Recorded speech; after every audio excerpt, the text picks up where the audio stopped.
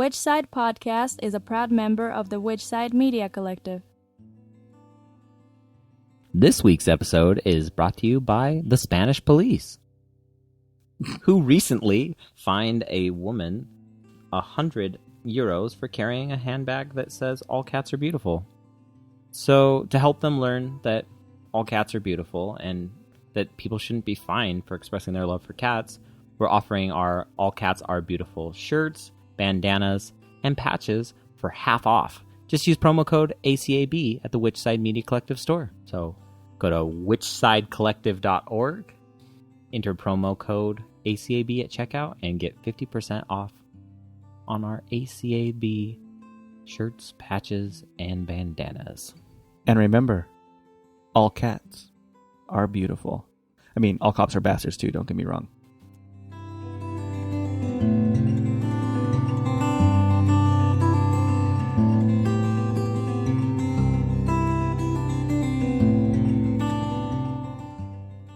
This is episode 186. Yeah, this week we talk with John Camp from the Humane League. Yeah, he's the National Grassroots Director. What a fucking cool title.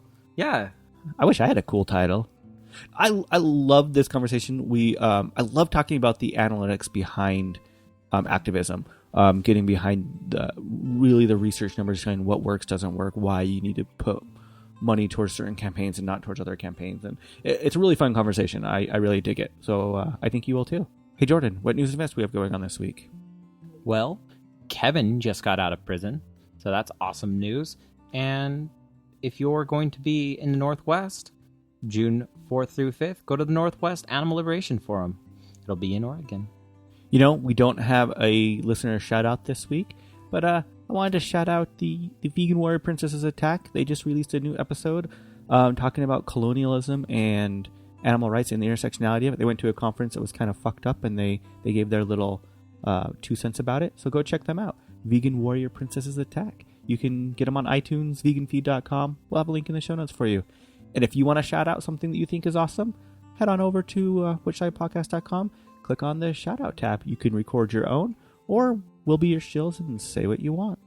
For the slingshot this week, I keep track of which slingshots I use year over year, so I'm not using the same ones. And there's a couple that I'm going to use every single time, no matter what. This is one of them.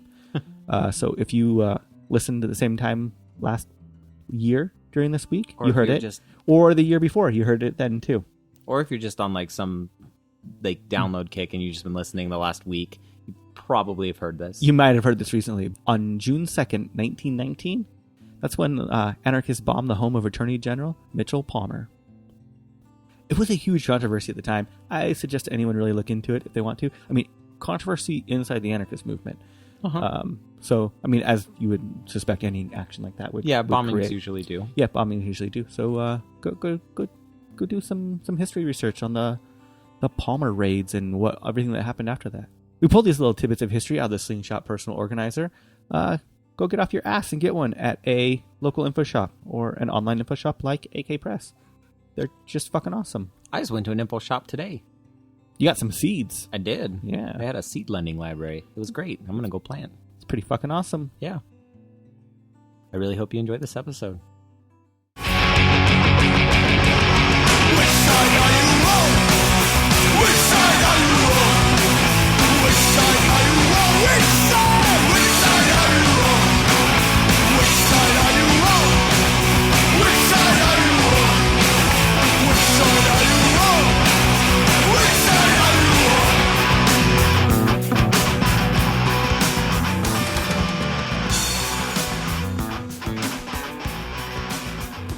How you doing? Doing great. How are you doing? You know, it's a beautiful Sunday, so I took a little nap before this. I'm feeling fantastic.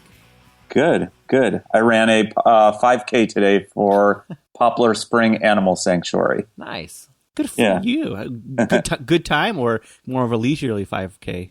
I would say it's it was about 27 minutes of moderate suffering, but I feel it's for a good cause, and it didn't feel so bad afterwards. So a good way to spend my Sunday morning. Are you normally a runner, or is this just? I probably run once or twice a week. I don't take it super competitively, but find it to be good for me, and I enjoy listening to relevant to you podcasts while I run. So Yeah. yeah. How about you? I can't get into running. I have tried. The longest I've done a half marathon, and I hated every fucking second of it. Yeah, I never got the runner's high. I don't get that zen. I don't do that. I do it with bikes. I can totally do that with bikes, but running, sure. I can't. Yeah. Sure. Yeah, I get a moderate runner's high and a moderate state of zen. Yeah, I'd say I'm about in that boat too. Especially more lately. I feel like if I'm running at night, especially, I get a better runner's high, but during the day, usually not. I'm just hot and sweaty and awful.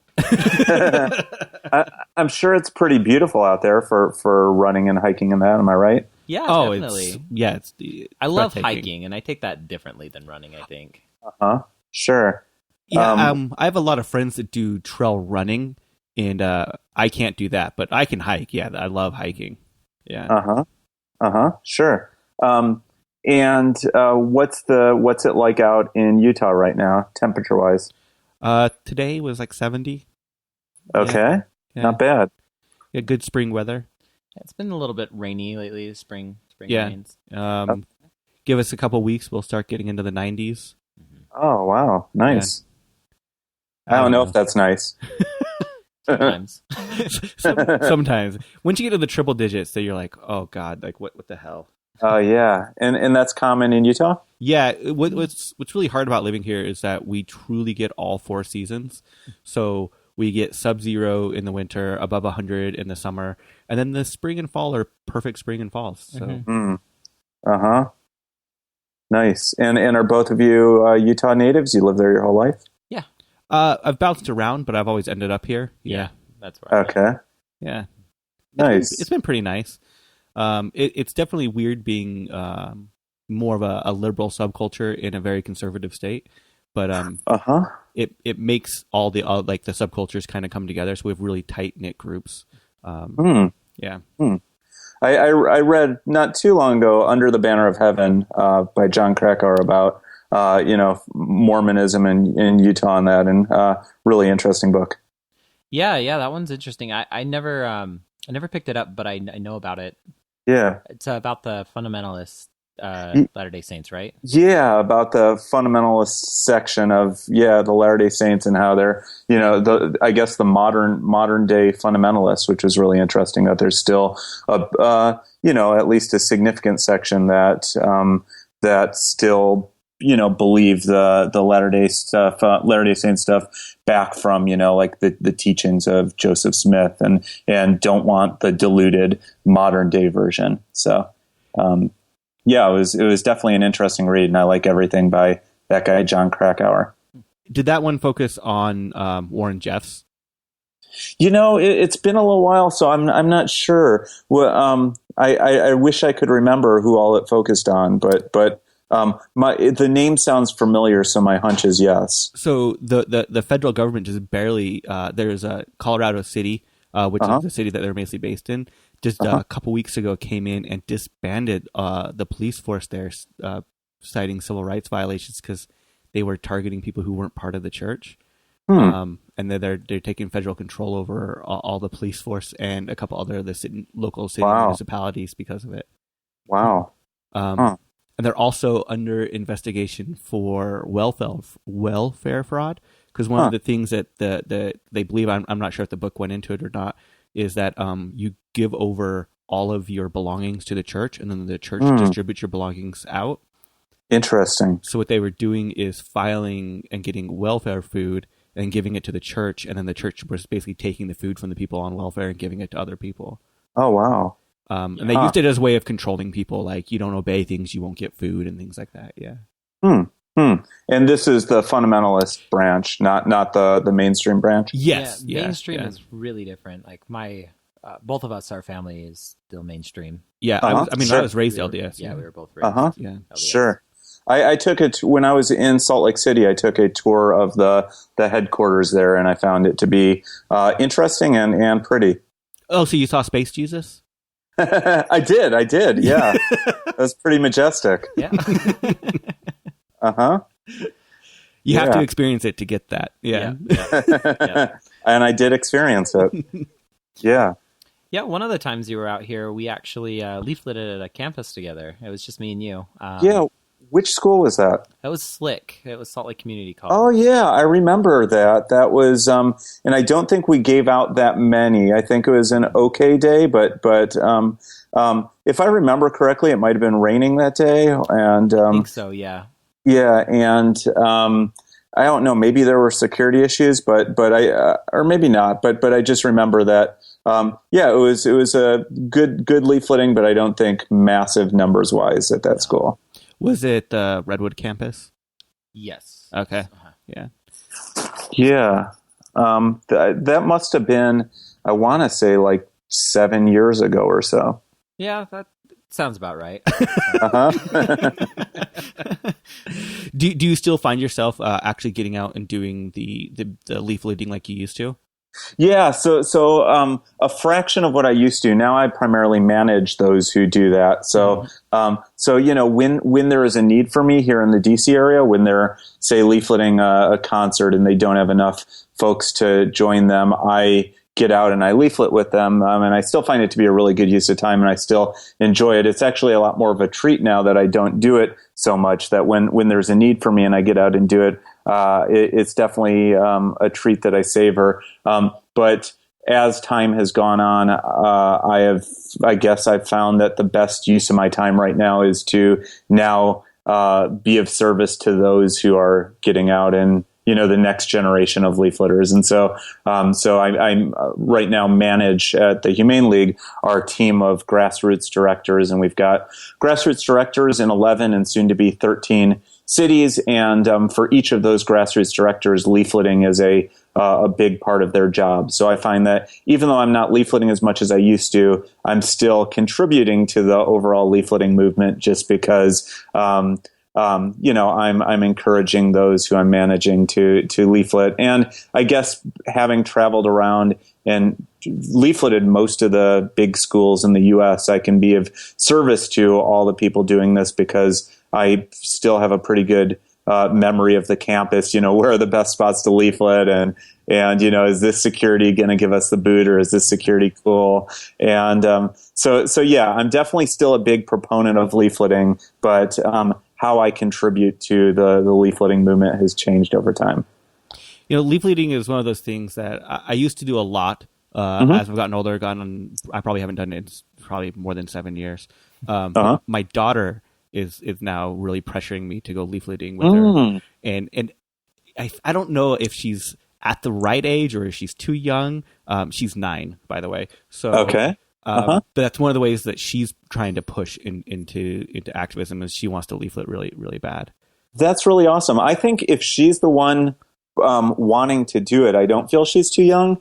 The only time I'd have qualms is if the parents are making the kids get out and do this. But if the kids are enthused about it, they have a higher take rate than adults because it's hard. It's much harder to turn down a kid, and so yeah, I find that kids are definitely good assets to leafleting, especially those who are super enthused about it.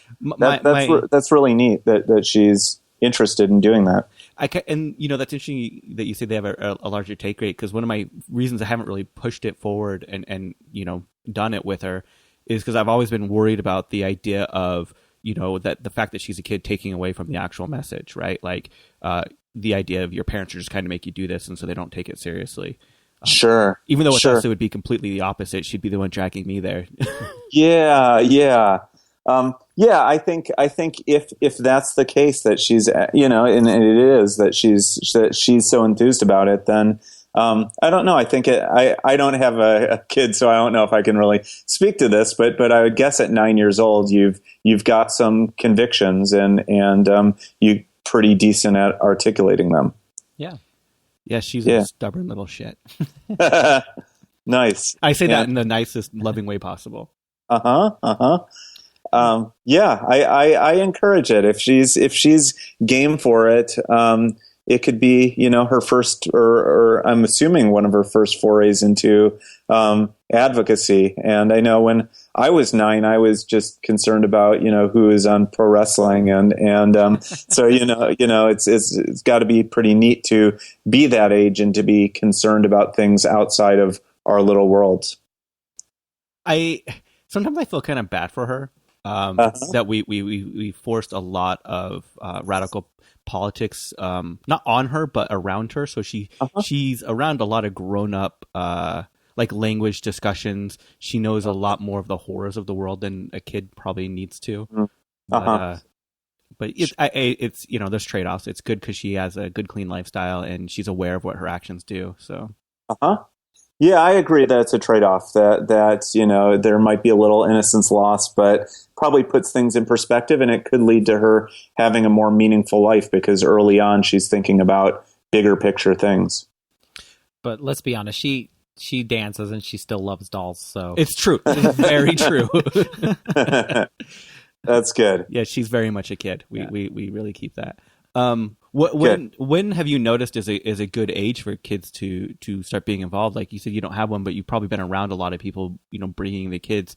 And I'm assuming you've probably been like, well, maybe you shouldn't be bringing this one. Yeah, I have mixed feelings. I feel that if a kid is really enthused about it and really wants to do it, I think we shouldn't say no because, definitely, I don't know. I'd feel kind of bad about stifling a kid's desire to be active and engaged in the world. And if you stifle it, when the flame is hot, you might forever stifle it. But then I also sometimes worry about what others might say about some, 3-year-old, boy, with a sign that says animal liberation or something, it's something that they haven't really thought about. Just as for other movements outside of what I'm into, I'm always a little skeptical when kids are the main spokespeople, and especially if the parents' view is exactly the same. But I think at 9 years old, they've definitely. I know I've got a niece who's 9 years old, or maybe she's 10 now, and I feel that she's definitely, there's some autonomy there, and there's somebody who's thinking about capable of forming her own opinions, and so I think 9 seems ideal, and especially especially as you said, where it's her saying she wants to get out and do this, that seems I don't know, it could be a good excuse for you to dip your toes back in the leafleting waters. I've always been curious, and I think I read somewhere that Humane League is doing the math behind it all. But I had like a pallet of leaflets dropped off at my house one time, probably 10,000 at least, and we went through that whole thing at a concert one time, and. Then at the end of the concert, we went back and we reconned and picked up as many as we could that we saw were on the ground and things like that. Sure. But I'm wondering how, we didn't count how many we picked back up and all that, but I'm wondering, what is that take rate? Like, do you have those numbers? So there's, there's take rate, and then there's also conversion. Mm-hmm. The take rate varies from place to place. At colleges, there's a really high take rate. And then at concerts, there could be a really high take rate, but there's also a bit of a throwdown rate where, people are throwing it on the ground, and especially if it's late at night and they've been drinking all day. But in terms of the conversion rate, there have only been a couple studies. One was by Farm Sanctuary and the Humane League. One was by Animal Charity Evaluators. There have been a few other ones. Vegan Outreach started to do one. And right now, based on the results we're seeing, it looks that for about every 2 booklets handed out, about 1 animal is spared from suffering. I do think we're still in our early stages of all this testing. It's only really within the last 5 years, I'd say, that the animal advocacy movement has really taken testing seriously. And so right now, that's with the data we've got, it looks like for about every 2 booklets handed out. About one animal is spared through dietary change as a result of the leafleting. That said, again, this is the early stages, and I would not be surprised if at some point we get results that are different than that. So I take this as what we've got so far. I don't take it as forever etched in time that this is the exact number of impact per booklet's handed out. Do you know of any other studies that relate to into that level for any other tactics used in the animal rights movement? So, yeah. I'm sorry. Did I cut you off? No. Okay. Yeah, there are studies that are starting to look at pay-per-view ads or like online ads. So Facebook ads where you might put up on Facebook, hey, check out why this celebrity is vegetarian, and you click on that. It drives you to a video of factory farming or a link to order a veg starter guide, and those are starting to. It looks like per dollar spent, the online ads are a little more effective than leafleting. I think it's the same thing where we're seeing that we're seeing some basic preliminary results, and I think that they're promising and they're useful, but I still think we can go further, and I think that in the coming few years we're going to see a lot more rigorous studies done than in the past. But I do think so far what we've shown or what we've seen is that leafleting is pretty effective, and online ads are perhaps a little more effective per dollar spent. And then there are other new outreach tactics that are coming up. Like there's one that this group Animal Equality has put out called iAnimal, which has virtual reality glasses where you can turn around and see, essentially be inside of a slaughterhouse. And we'll see results. Right now there's a study being done on that, and we'll see results in that probably in the coming few months. I know one of the things I really like about the Humane League is we have the research arm of our group, which is called Humane League Labs, where we look at things like which language is most likely to get people to reduce their meat consumption, or which pictures of farm animals are most likely to get people to be empathetic of their suffering. And I know we're going to really step up our efforts. Probably in about a month or two, we'll be announcing some more stuff. But that's something that we hope to really ramp up our efforts on in the coming year or so. I wonder what the long-term effects of each one would be, because I know there's been studies done on that people will maintain the diet change longer if they have community involvement and community support. So I'm wondering if leafleting kind of can help create that community support, where online they're kind of on their own a little bit more. You know what I mean? Yeah, it's interesting that when you're out leafleting, you're meeting people, you're getting their contact information.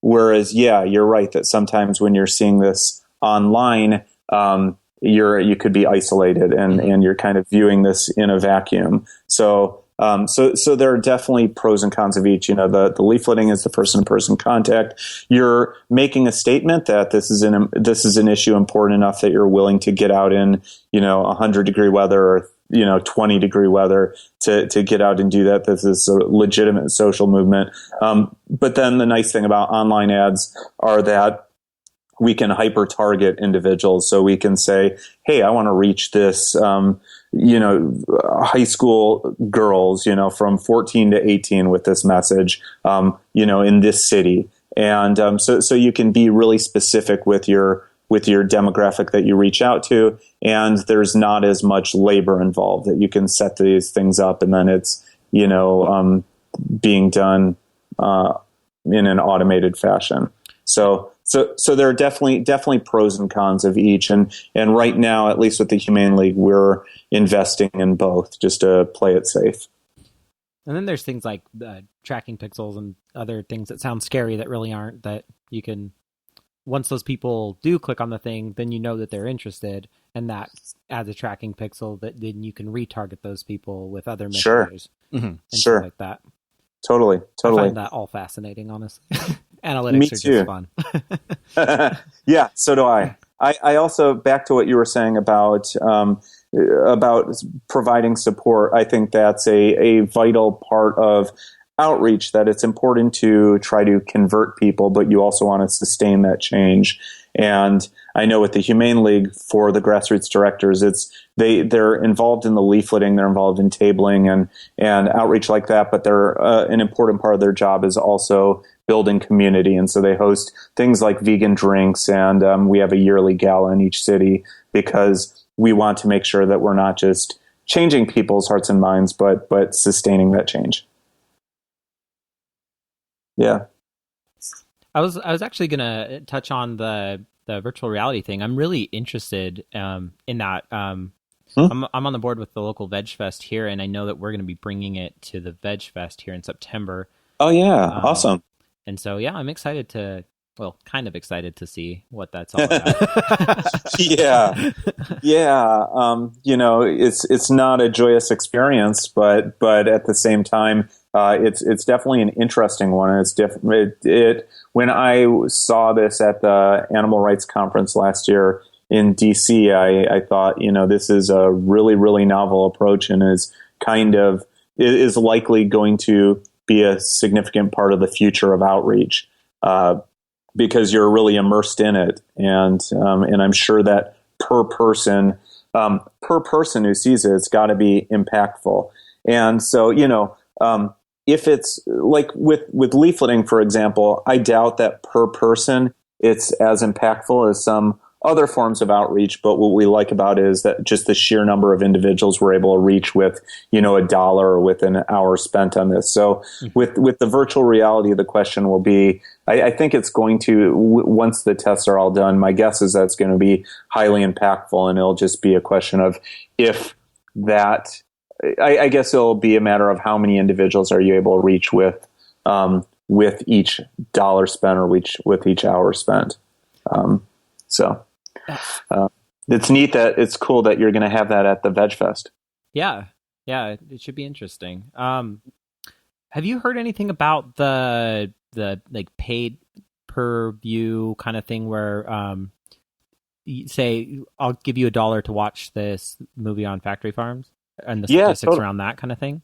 Totally. It's a good idea. I think it was originally started by this group here in the DC area called Compassion for Animals, I believe, and I think they're now defunct. But it started off there, and then groups like Farm Animal Rights Movement and some others thought this was a good idea. Let's invest some money in it. And so what it consists of is you've got this table set up, or you've got a truck, whatever you're using to have a monitor affixed to it, and people come up and you say, hey, I'll give you $1 or do you want to make $1 by watching this 4-minute video?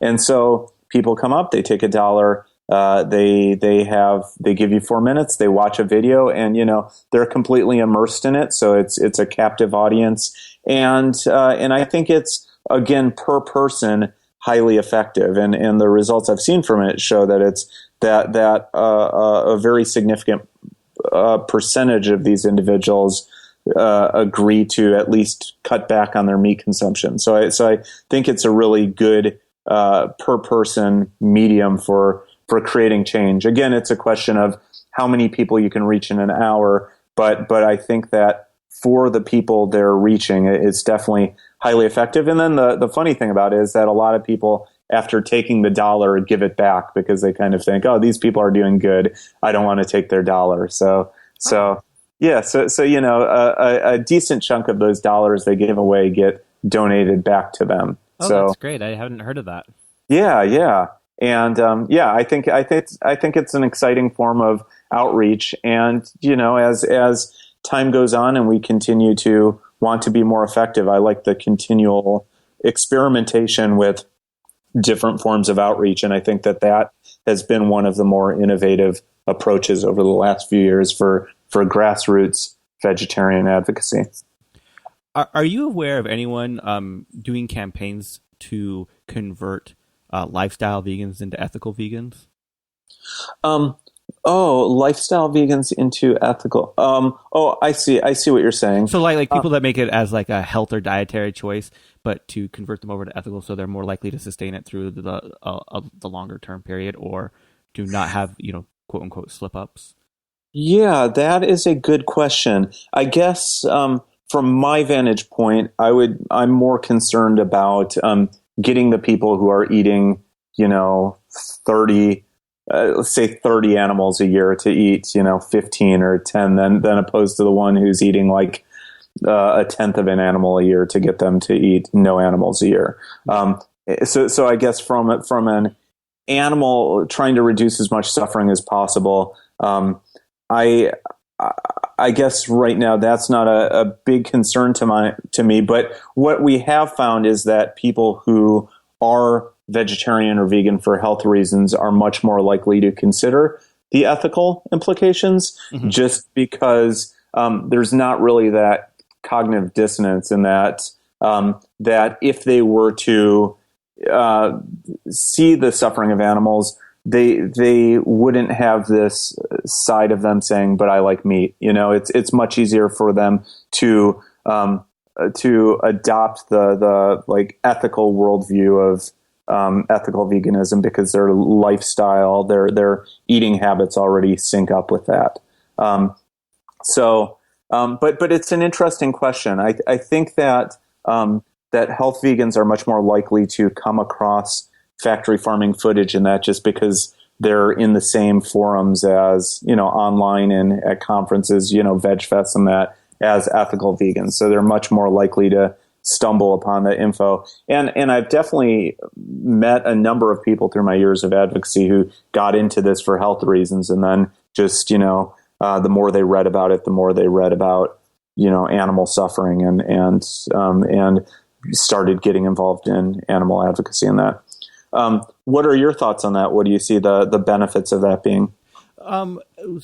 I've just read like lots of different studies, especially around religion, where they will focus on keeping people inside a particular religion by instead of trying to grow the religion necessarily, because they have a high fallout rate. So I would just be concerned with what our fallout rate is of veganism. Sure, and yeah, to mitigate that as much as possible as well. Yeah, I agree. When we look at there's been in the last couple of years studies on vegetarian recidivism, the rates of people backsliding, and what they've found is that when there is the ethical component, they're significantly less likely to backslide. Mm-hmm. So yeah, I agree that the ethical aspect of it really gives them the kind of the visceral, this is really serious part of it. And so yeah, I think that's an interesting question. And I think that we could do a better job of reaching out to the health vegetarians and vegans and showing them, the plight of farmed animals. It's like you said, we all know vegans who started out as health vegans and then switched over to ethical vegans, but how many times do you run into people that are like, well, I tried veganism for a year, or and then I used to be vegan, I used to be vegetarian, or I used to be vegan. Yeah. Oh yeah. I mean, there are more former vegetarians than there are vegetarians.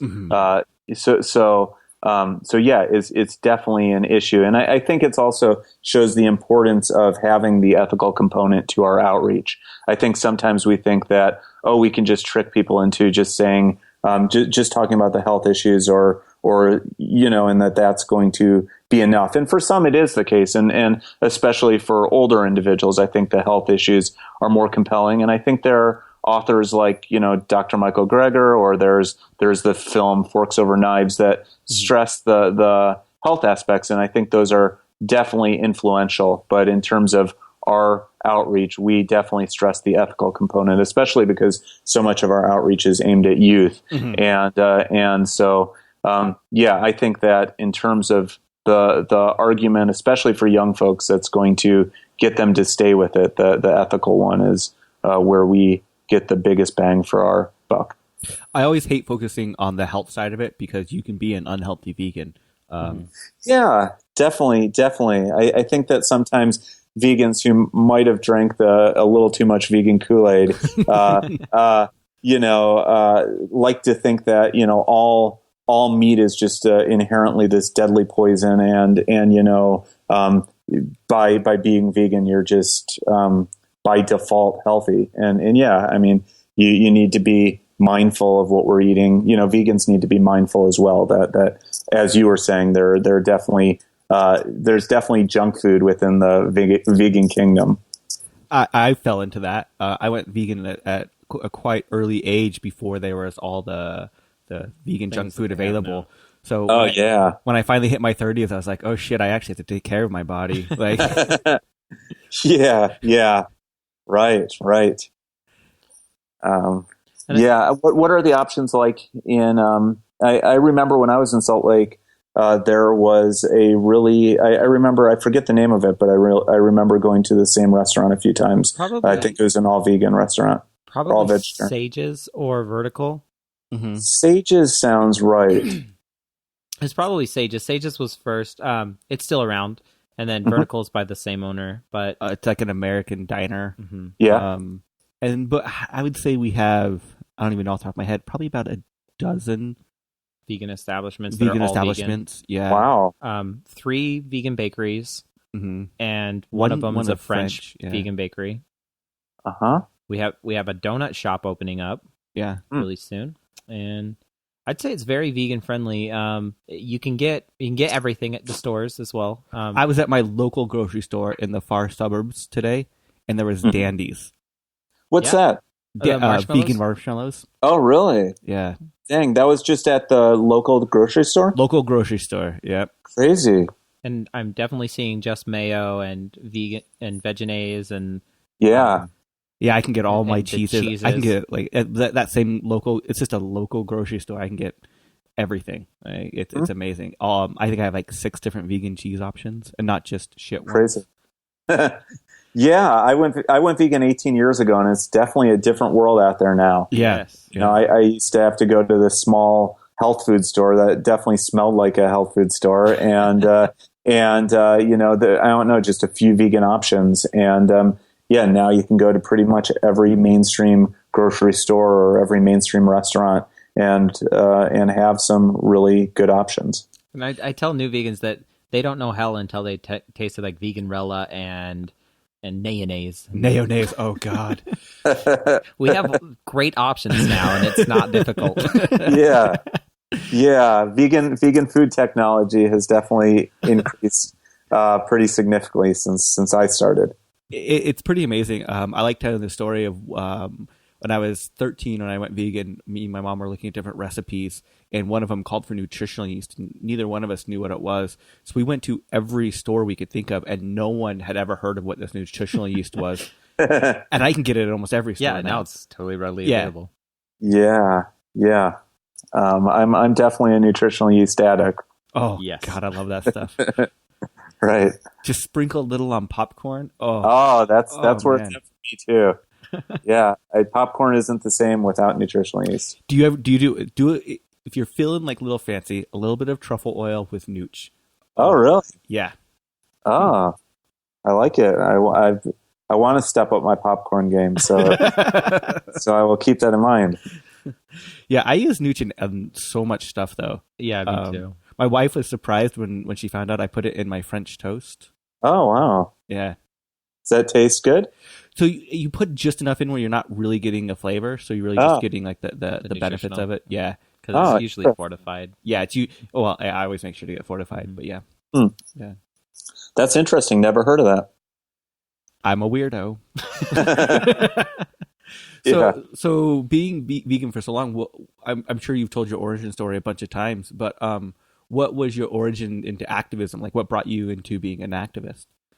Yeah. So, very quickly, I grew up in the suburbs of Chicago, and I was concerned about animals from a young age. And at one point during being a kid, I asked my parents about where where our meat comes from. I know we pampered our dog, and I would have done anything for this dog, and so I was concerned about the animals we were eating. My dad, who grew up on a small farm in rural Iowa, told me that the animals on his farm led good lives, and so I didn't really think much about it. Then I took an Intro to Ethics course at just a local community college shortly after getting out of high school, and we talked about various ethical issues. And each day we talked about a different ethical issue, and one day we talked about the mistreatment of farm animals, and they passed around some literature from PETA. And the teacher gave an argument that I couldn't really refute. And so this was pre-internet. I wrote to, or at least pre-me having access to internet, I sent a letter to PETA, and PETA sent some information back. And I went vegetarian, and I was vegetarian for a few years. And then the more information I got from PETA, I eventually decided to go vegan. And through getting PETA's information, I started doing like letters to the editor and things like that. And then I read a book by Ingrid Newkirk, and the founder of PETA, and she was talking about, in the back of this book, she was talking about groups she likes, and one of them was Vegan Outreach. And so by that time, I did have internet access, and I went online and I checked out Vegan Outreach's website, and I really liked the pragmatic approach to their activism, and this emphasis on reducing as much suffering as possible, and kind of this utilitarian approach to activism. So I requested some booklets from Vegan Outreach. They sent it to me, and for a few years I would just put them out at coffee shops or things like that, because I was a little too shy to get out and leaflet. Then I moved to DC in 2000. I started volunteering for a local group called Compassion Over Killing, who still exists. And one day we were doing this feed-in where we went to a high area part of DC, and we were giving out vegan food. And somebody said, "Hey, would you leaflet?" And I realized there was a need for me to do that. So I tried it, and I was surprised by how friendly people were, and by how many people were starting conversations, or how much this leafleting was starting conversations. So I started doing more and more of that, and started volunteering for Vegan Outreach.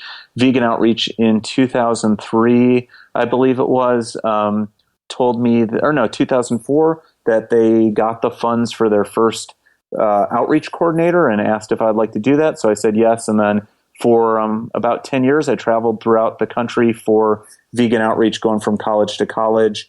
And slowly started becoming a manager. And then about 4 months ago, I decided I'd make a switch to the Humane League. And this has all been a big labor of love for me. I found that this work to be, nonprofit life, you're never going to get rich off this, and you're going to be often working a good amount of hours. But I find that at the end of the day that I'm living according to my values, and I feel like each day I've done something that at least pushes the ball forward for animals. So yeah, it's been a labor of love, and I've been really happy to do this.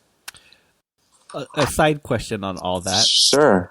Was the book by Ingrid Newkirk the Free the Animal? Free the Animals? No, I've read that. That was kind of about the Animal Liberation Front, or those type of... Yeah, it focuses a lot on like the Bridges case and stuff. She has a couple of books. Yeah. Right. This was just something like easy, like 101 ways to help animals, or something. Oh, okay.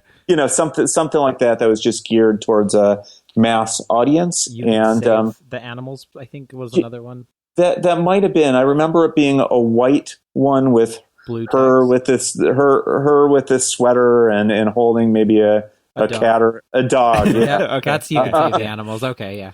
Yeah, and I remember that having a big impact on me, and especially just, kudos to her for promoting other groups. I think sometimes with any nonprofit, people can get too focused on just promoting their one organization. And so Ingrid in the back of her book told about a lot of other groups doing work that she thought should be noticed. And I was really glad I stumbled upon Vegan Outreach. The reason I mainly asked because in, I think, 7th grade, I did a book report on that book. Oh, yeah? Yeah, I got told not to do those kind of book reports again. Oh, really? Yeah. It was, by who? The principal. Oh. Yeah. That's crazy. Why would the principal be concerned about that? Utah was really weird. Because Utah at the time had a lot of actions by the ALF Oh, yeah, that's right. Yeah, yeah. That's interesting. So, you were told not to do that just because there was kind of a foul taste at the time for animal advocacy because of those ALF actions? Yeah, and only like a couple years later, my school district when I was in high school banned the word vegan completely. Wow, that seems unconstitutional. They said it was gang related because of it was associated with straight edge, which their logic loop was kind of funny. They said it was gang related because it was associated with straight edge, and straight edge was associated with the ALF. Which I think you could really skip the one jump there, but yeah. Huh? How is Mormon culture? What are their thoughts on animal issues? It's mixed. If you go to some of the really hardcore, some of the doctrine itself, doctrine is pretty animal rights friendly, I would say. Like eat meat in moderation or something like that? Yeah, eat meat sparingly and only in times of winter or in famine. Okay. And like when the Mormons came in and settled Utah, and they set up a printing press, because that's like one of the first things they do. The first thing they printed was, I can't remember the name of the pamphlet. It was called like Animal Advocacy or Animal Voice or something like that. And it was geared towards the youth to how you be friendly towards animals. So there's a long history of leaning towards that. But unfortunately, the LDS Church owns the largest cattle feedlot in the U.S., I think in Florida. And they're very heavy in animal agriculture at this point. Interesting. Because they own a lot of their own farms because they do their own welfare, I guess what you would call it, welfare assistance, where they grow their own food and then distribute it among members. So, that's interesting. So they're very heavy in animal agriculture for those reasons. Yeah, I see. This whole self-sustaining thing? Yeah. No reliance on the government, kind of. Yeah. Oh, yeah. Because they probably see the government as historically their enemy. Is that right? Yeah. Yes. Yeah. It's a lot of people don't know the history of it, but yeah, at one point the LDS Church did declare war on the United States. Yeah, I think I remember reading that in Under the Banner of Heaven. Yeah, it's pretty interesting, and still here in the modern day culture, like it is a huge distrust of government. I see. Even though they're very conservative, it's very interesting. Mm-hmm. Yeah. That's interesting. They're almost socialist in a way, like the way that they're structured. But yeah, like I was telling you, like with the FLDS, where they turn over like all their food and stuff, they actually turn over all their property to the church, and it's the law of consecration, I believe is what they call it. Mm-hmm. And so basically, the church owns everything and is supposed to divvy out equally among everyone. So it's supposed to be like this utopian way of like everyone has everything they need, kind of a thing. Okay, but it doesn't really work with the way they do it. Yeah. It'd be kind of cool without the whole church aspect to it. What doesn't work about it? Well, so it's still very hierarchical run when they do it. So when they like the main LDS Church doesn't try to live this law yet. They actually say that they're not ready for it because they tried to at the beginning. So it's only like the off sects that do it, like the different branches, like the fundamentalist branches. But really, it was you were giving the control over to your local clergy, which would be like an archbishop type of person. If you're going with Catholicism, and then they're the ones that would divvy it out. And so by having that centralized control, whether you were on their good pages or bad pages, if they liked you or not, basically depended if you got food or if you. I see. So it's not this impartial system. Yeah. Okay. And they would threaten things, like, oh, you didn't go to church this week, you can't live in your house because the house is actually owned by the church as well. So things like that. Yeah. Okay. Interesting. Good history lesson for me. I know, it kind of opened up a huge thing there. But as far as like getting back to animal advocacy part of it, there is a lot of doctrinal references that a lot fall back onto. And for a long time, I used to use them in my advocacy, but I have a hard time advocating for a religion that I can't get behind as well. So, yeah. Got it. Interesting. But yeah, doctrinally, like you said, the sparingly time of winter and famine is really the only time. There was a passage in the teachings of Joseph Smith, which was like the writings that he did before they settled Utah. Oh yeah. And in there, there's a story where there was some kids that were like tormenting a snake or something, and the righteous man came over and said, "Don't hurt animals," and I command you not to hurt an animal unless it's out of necessity and for survival until you move forward. So it's supposed to be like a huge teaching lesson, and a lot of people took that to not eating meat or not hunting and things like that. So Go Joseph. I would never say that, but that's okay. Yeah. As somebody who's Go Joseph for that particular sentiment. But I kind of look at those things and people try to wash history in a certain way and like do parables and stories. Like how much is it like real and how much is You're right. Yeah. But I mean, it makes it easy for a lot of people of that faith to switch over because there is that reference and support there for it. Sure. But I think I felt that it was always still a little bit looked down upon. At least I was. You don't go to the church barbecues and things like that, and so.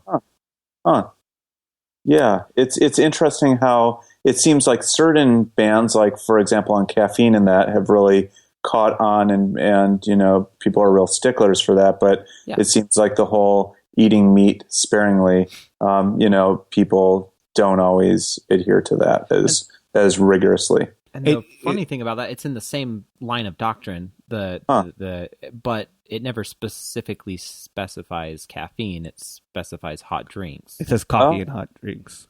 Yeah. Oh, interesting. So, yeah. No, it doesn't say coffee. Tea and hot drinks. Sorry. Yeah, it just says hot drinks. So. Oh, okay. Yeah. So iced coffee, is that? Who knows? Yeah. A hot chocolate. Who knows? But interestingly enough, like me being vegan is actually what made me fall away from the church.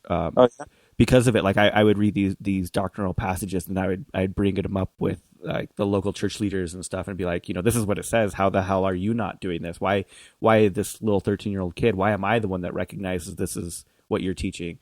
And they just push me to the side. I'm like, yeah, this is you're ridiculous. Like, yeah. Yeah. So yeah, veganism is what made me become an atheist, I guess. Like I could. That's interesting. I joke. It didn't really make me become an atheist. My logical thinking skills did that, but sure.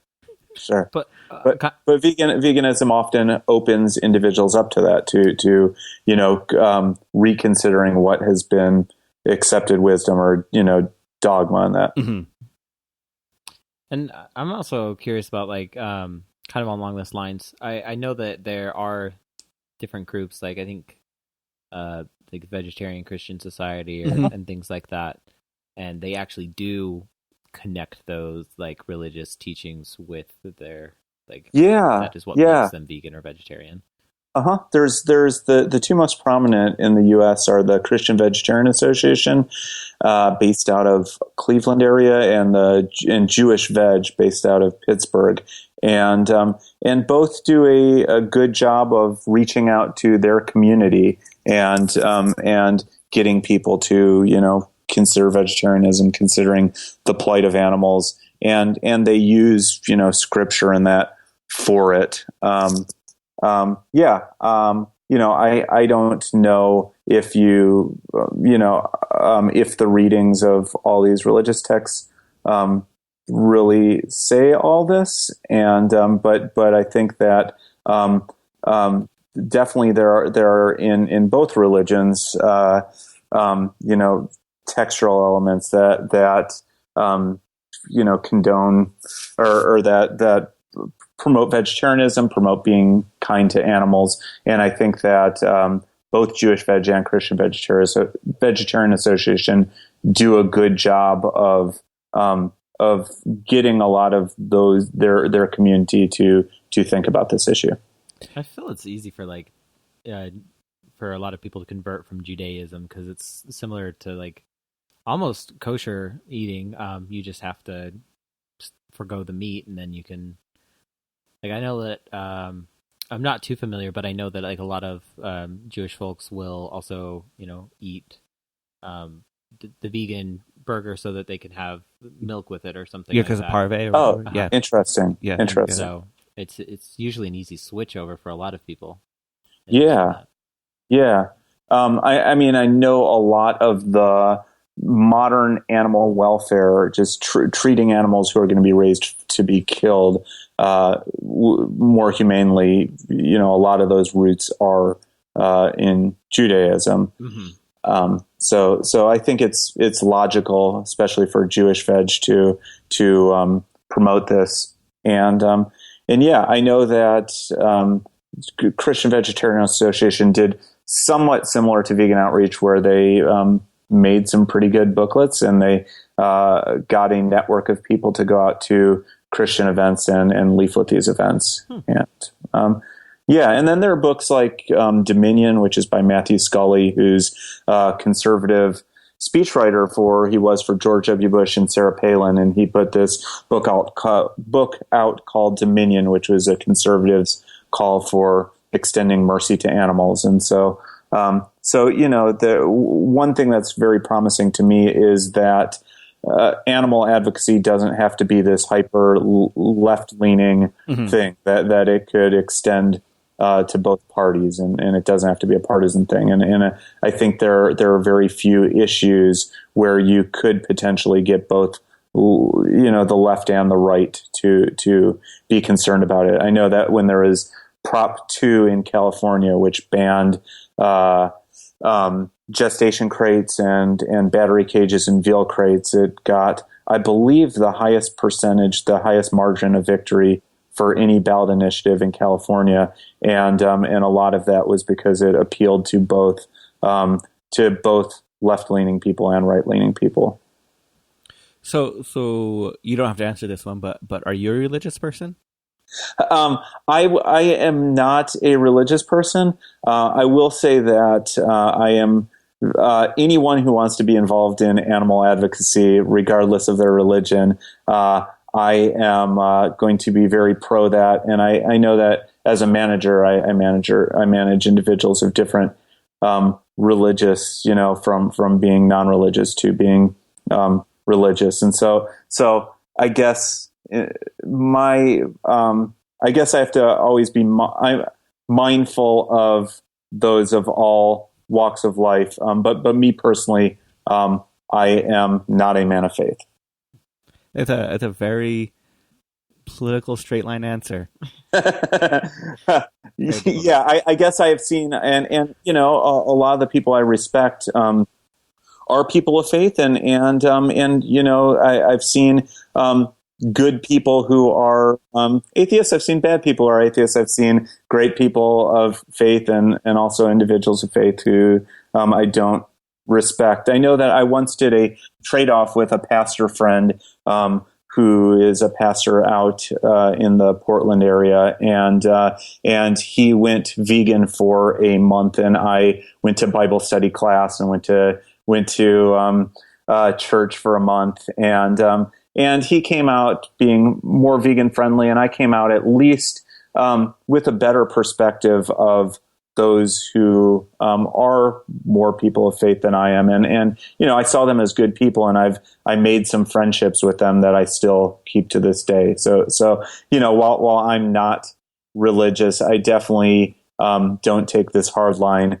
stance that, you know, that either religious belief has a monopoly on ethics or reason, you know.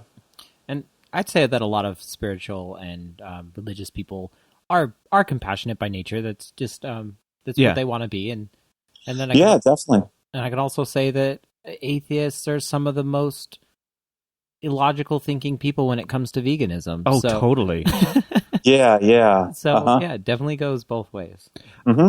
Mm-hmm. I really like that example you gave about like going to church and going to vegan seminars, because I have several people told them that I would go to church every week if they would be vegan for a week, like a tit for tat kind of trade, because I'll sit through, you know, a church just to save animals. That doesn't bother me at all. Sure. Yeah.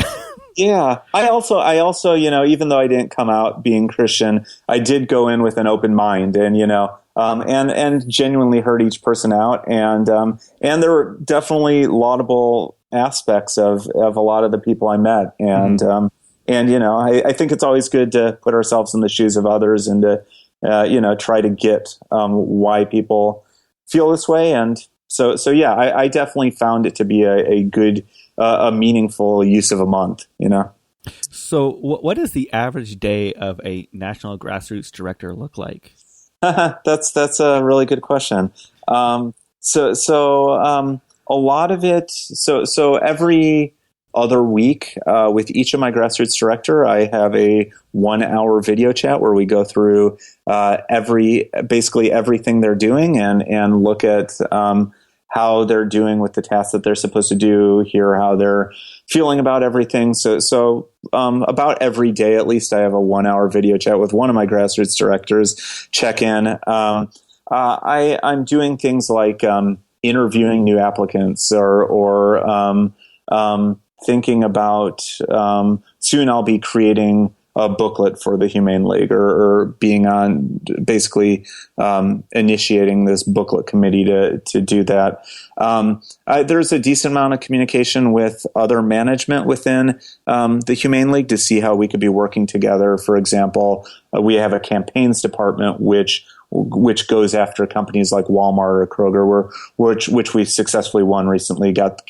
We work with these companies to go cage free and to basically ban some of their worst practices. So they might ask me to reach out to the grassroots team and get them to leaflet in front of this store. So there's a good amount of communicating with other departments. Sometimes I'm out giving talks. I was recently in Denver for our Denver gala. We have a yearly gala for each city that we're in. And then just about a week ago, I was at MIT there was this conference on effective altruism. And so I went and represented the Humane League and gave a talk there. So it's a combo of communicating with those I manage, communicating with those within the Humane League, and then sometimes being a public spokesperson for the Humane League. And then there's, the mundane, like entering my expense, entering expenses into some spreadsheet or something, which I think is a part of everyone's job, the mundane things that have to be done.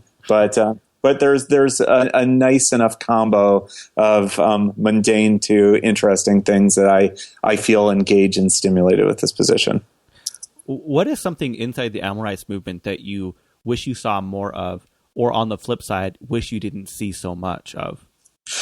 Yeah, those are more good questions. We'll start with what I wish I didn't see as much of, which is I think sometimes there's a good amount of infighting. In the animal advocacy community, there are those who self-identify as abolitionists, who are individuals who want us to abolish all forms of animal exploitation, and then you have those who, at least the abolitionists, call welfarists, which are those who, from my vantage point, also want us to end all forms of animal exploitation, but also believe that if we can get some piecemeal victories in the meantime that spare animals from suffering, that we should do it. I would fall into the camp that thinks that piecemeal progress is progress, even though I hope that one day animals aren't raised and killed for food. But I think sometimes the abolitionist side gives ill intentions to those who believe in piecemeal progress and say that we're doing this because we're just afraid to promote veganism, or that we're that it helps our coffers by promoting these things. And so I wish that there wasn't this looking for ill intentions in the other, and I wish there wasn't a divisiveness within the animal advocacy movement. I think that right now there's the pragmatic side is winning in terms of just sheer numbers, but I think we're all in this for the same reason, which is to spare animals from suffering and to bring about a day where animals aren't exploited, and so I just wish that we saw each other as on each other's sides and not, in this ideological battle. Let's see. In terms of things that I wish we saw more of, was that your other question? Yeah. that's tough to say. I think that the animal advocacy movement has gotten a lot more effective over. If you were to ask me this a few years ago, I might have said that we are more mindful of data and are more mindful of trying to spare as many animals from suffering, per hour spent, per dollar spent, as possible. But I think we've become much more results driven, much more mindful of data, much more pragmatic over the last few years. So I guess the only thing I would wish is that we had more money going into farm animal advocacy campaigns. That right now the overwhelming majority of animal advocacy dollars go to dog and cat issues, which are really important. But in terms of the animals impacted by human exploitation, about 99% of them are farm animals. So I wish I wish there was more money coming into farm animal advocacy. But again, that's something in the last few years I've seen much more of, that there's many more dollars coming into farm animal advocacy than there were a few years ago. And I hope that trend continues. So when you talked about creating like a bridge or not having such a divisiveness inside the different ideological factions of the animal rights movement, how do you feel like we can do a better job of coming together? Because I always feel like when I get to some of those type of people, it's like a brick wall. So I don't know how I can do a better job. So maybe that's why I'm asking. But how can we as a group do a better job of really bridging each other and saying like, hey, we're all on the same team here? Yeah, for some of it, it's just dialogue, and just sometimes meeting somebody in person humanizes one to the other. And so meeting and having honest discussions, I think, is useful. I'm fine with if somebody were to say, hey, I think your tactics, I disagree with your tactics, but I think you are doing this because you genuinely think that it'll impact the most animals. I'm fine with tactical disagreements as long as they're civil and as long as we're seeing the best in people, and really trying to get what they're about and their motivations. I think just more dialogue is probably, it's not going to be a panacea, and there will definitely be there will always be a bit of divisiveness, but I think we can at least minimize some of it by dialogue. I think that the pragmatists of the animal advocacy movement have had a good couple of years where we've gotten some real significant victories, and so I hope that the results in some way speak for themselves. I'm definitely not thinking that 2 or 3 years from now we're all just going to be buds. But I think that hopefully over time with honest and civil discourse, we can at least minimize some of the divide. I can't believe we're already an hour. Like we're actually a little past an hour. Okay. Yeah. No. Thank you so much for coming on. I love this conversation. Yeah. Me too. It's a lot of fun. So thank you, Jordan and Jeremy. I really appreciate it. Yeah. So what are some ways that people can find out more information and get involved? Yeah, thanks. I recommend that people go to thehumaneleague.com. You can, if you'd like, if anyone wants to be involved in grassroots advocacy, they can reach out to me, which is jcamp@thehumaneleague.com. We have grassroots offices in 11 and soon to be 13 of the major metropolitan areas in the U.S. So it's likely that if for U.S. listeners at least, that we have an office nearby you where you can get involved. If not, we still have other activities where we can be of service and give you guidance and maybe materials to help get out and do that. We also have an online department basically where when we're going after, say, corporations to get them to have better animal welfare policies, we sometimes ask our volunteers to reach out to these companies. And if you're to go to thehumaneleague.com, there should be something there about our Fast Action Network. And that's a way for individuals to have a real big impact just through their computer. And I would love for anybody listening to follow the Humane League on our social media. We're on Facebook, Instagram, Twitter. We just recently opened up a Humane League Snapchat. and we would love for anyone to follow our work through that. Awesome. Well, thank you so much. Thank you so much. Thank you, guys. I really enjoyed this, and I really appreciate you reaching out to me for the interview. This week you heard, Main Waltz by Mike Galley. and right now you're listening to Sufi Disco by The Spy from Cairo. iTunes. Every week we kind of beg and plead, and we say, hey, if you like the show, go rate and review us. It's no different this week. If you do like the show, go ahead and rate and review us. And I just want to give a shout out to Krabby Baby, who left us this pretty sweet review. Ready for this one? The best podcast. Star emoji, star emoji. I like that. Star emoji. So I didn't know you could use emojis inside reviews. Nice. The actual title is a devil face emoji, which is pretty sweet. I dare someone to leave us all just poo emojis. 5-star poo emoji. Five poos. Oh, you would make my week. Oh, you could do an eggplant, a piece of poo, and then probably there's a Hoover Dam or something.